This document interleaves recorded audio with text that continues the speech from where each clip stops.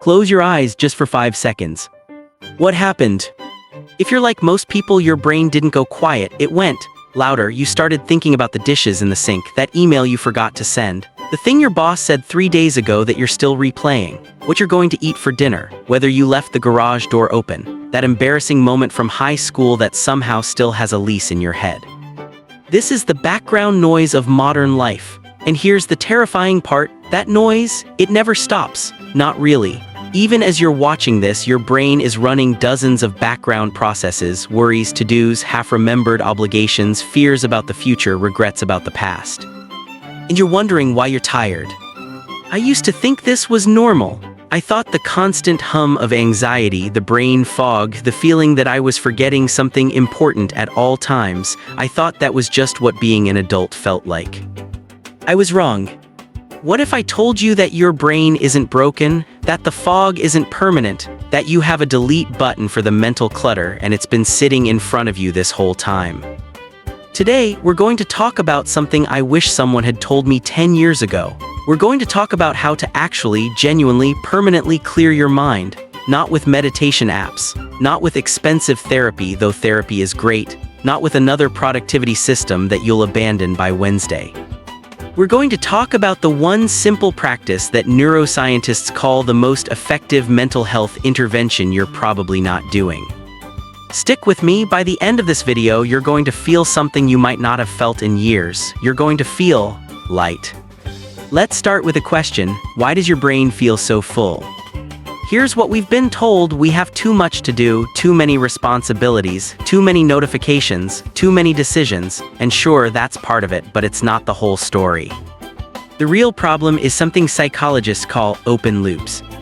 An open loop is anything you haven't decided about yet. It's not just a task on your to-do list. It's a decision you haven't made. It's the email you need to respond to but haven't figured out how. It's the conversation you need to have but keep avoiding. It's the vacation you want to plan but haven't committed to. Here's what's crazy: your brain treats every single open loop as a threat, not figuratively. Literally, your brain sees an undecided thing the same way it sees a tiger in the bushes. It triggers a low-grade stress response. Cortisol, adrenaline, just a tiny drip, drip, drip. All day, every day. No wonder you're exhausted. You're not tired from doing things, you're tired from holding things. Your brain has been carrying a backpack full of rocks you didn't even know you were wearing. And the worst part, the solution everyone gives you makes it worse. Think about the advice you've heard: get organized, make a list, use a productivity system, meditate. I've tried all of it, and here's what I discovered: most organization advice is just rearranging the clutter. You can make a beautiful to-do list with color-coded categories and priority levels and due dates. But you know what? You still have 47 things on that list. You just made them look pretty. Meditation is wonderful. I'm a fan. I do it most days. But if you sit down to meditate with a head full of 50 open loops, you're just going to spend 20 minutes thinking about 50 open loops while sitting still. The problem isn't that you're disorganized. The problem isn't that you're not mindful enough. The problem is that your brain is trying to do a job it was never designed to do. Your brain is a processor, it's not a hard drive. Your brain is meant to process information, to think, to create, to solve problems, to connect dots. It is not meant to store information. It's terrible at storage. It forgets things constantly. It mixes things up. It loses keys. It remembers embarrassing moments from 2003 but forgets why you walked into the kitchen. And yet, what do? We use our brains as the storage system for everything. We hold our to-dos in our heads. We hold our worries in our heads. We hold our grudges, our hopes, our half-formed ideas, our grocery lists, our someday maybe dreams, all in the same tiny, overheating, terribly designed storage unit. No wonder it crashes. So what's the solution? If organizing doesn't work and meditating doesn't empty the cache, what does? This is where the secret comes in. I'm going to give you 3 steps. They're not complicated. They don't require any special apps or equipment. You could start the first one in about 60 seconds. Step 1, the brain dump, empty the cache.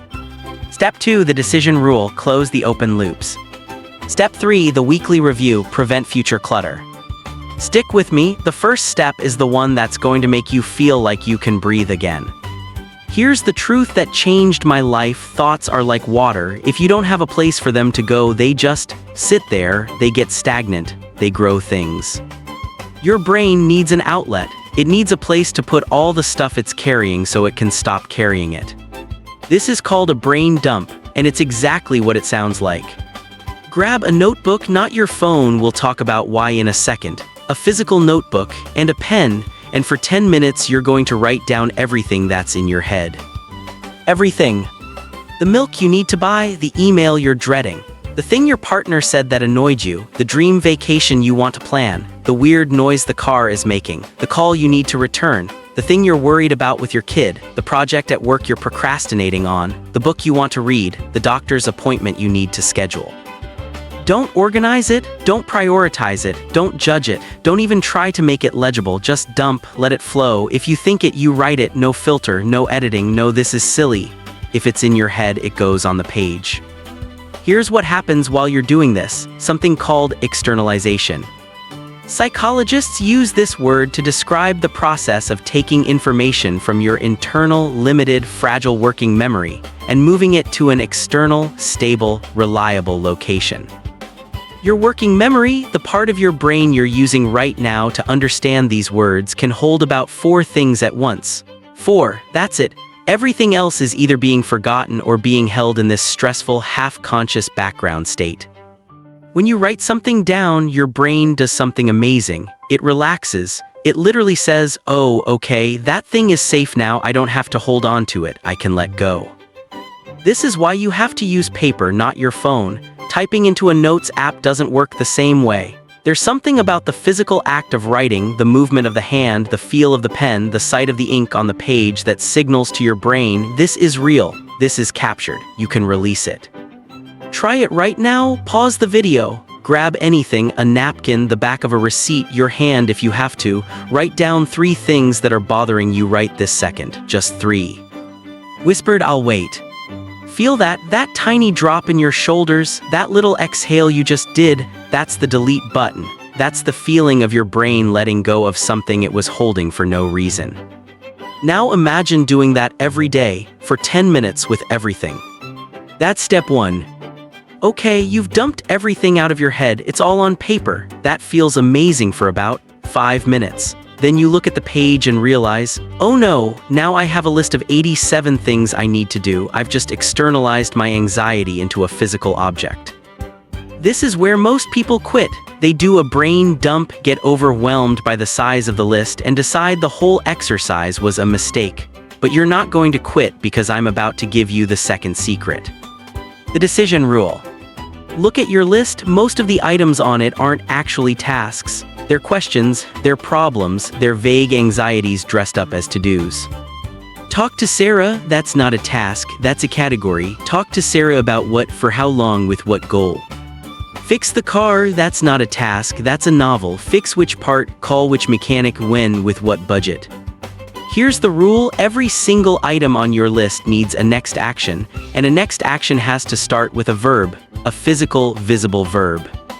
Not think about, not figure out, not deal with, those aren't verbs, those are excuses. Call mechanic to schedule oil change, that's a next action. Email Sarah to ask about Thursday's meeting, that's a next action. Buy milk, that's a next action. This step takes maybe 15 minutes, but here's what happens in those 15 minutes. You turn 87 overwhelming, abstract anxieties into maybe 30 concrete, doable actions. And concrete actions don't scare your brain. Concrete actions are just steps. You can take a step, you've taken steps before.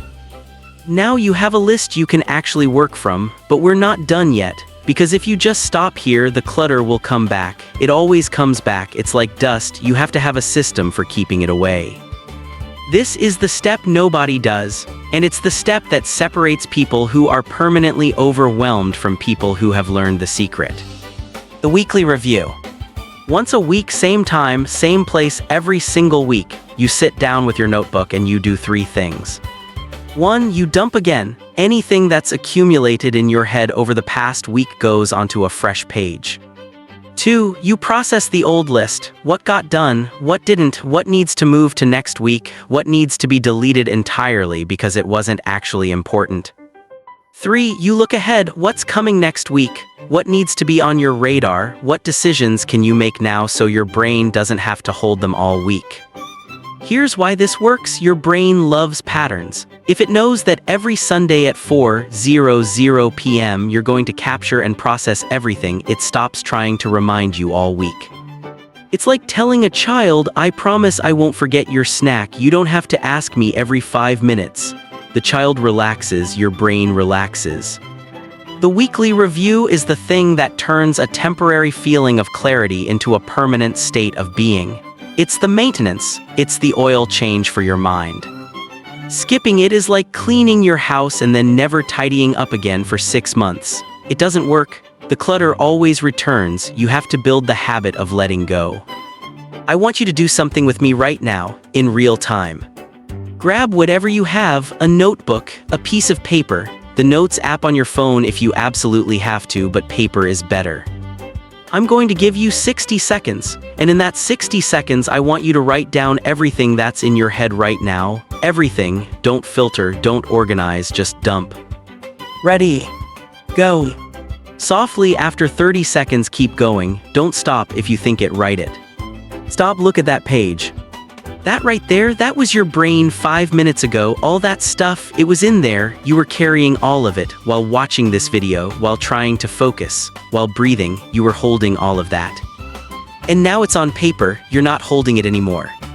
That's the feeling we're after, that's relief, that's clarity, that's what it feels like to press the delete button. I want to tell you something that might sound a little strange.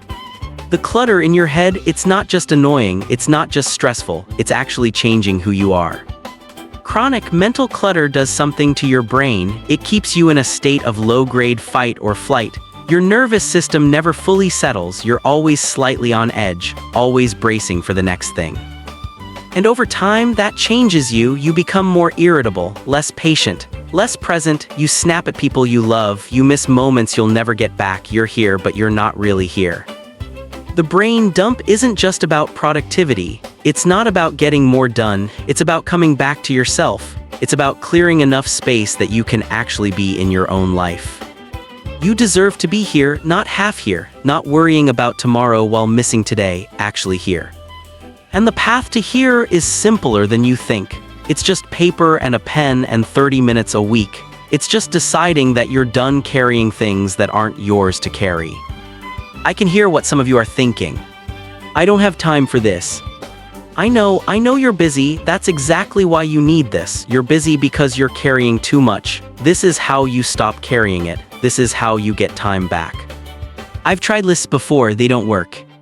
Lists don't work if you don't process them. A list is just a collection of open loops in a different location. The magic isn't the list. The magic is the review. The magic is the decision-making. The magic is the weekly check-in where you actually look at the list and say, what am I going to do about this? What if I write it down and then lose the paper? Pick one place, one notebook, one system. It doesn't matter what it is. It just has to be the only place. If it's everywhere, it's nowhere. Pick one notebook, keep it with you, that's it. I'm worried about someone finding my brain dump and reading my private thoughts.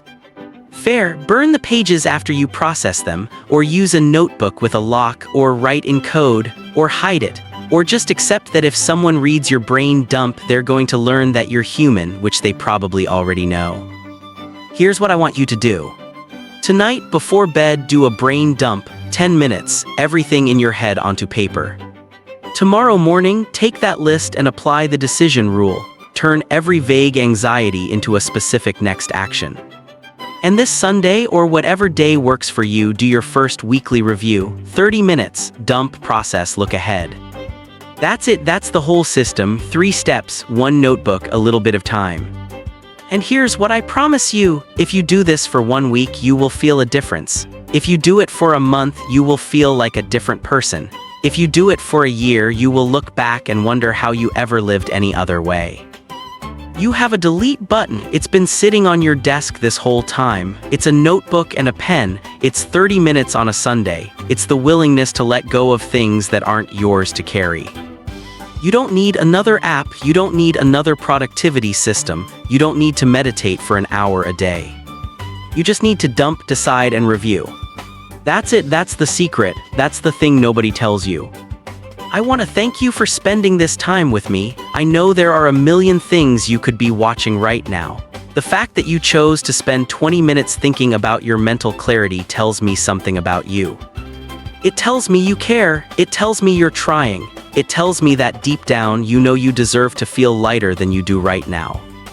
And you do, you deserve to feel light, you deserve to feel present, you deserve to actually be here for your own life.